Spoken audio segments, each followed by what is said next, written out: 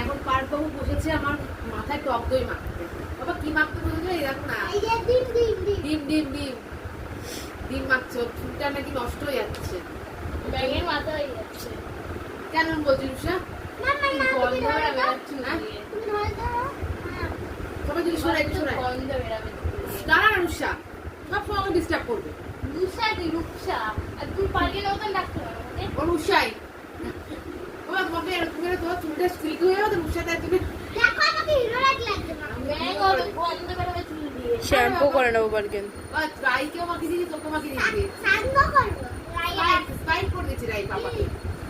হ্যাঁ বাবা হয়ে গেছে। হ্যাঁ বাবা কিন্তু মাখছে, বাবার কিন্তু সমস্ত নেই। বাবা কিন্তু ভীষণ যত্ন করে নিজের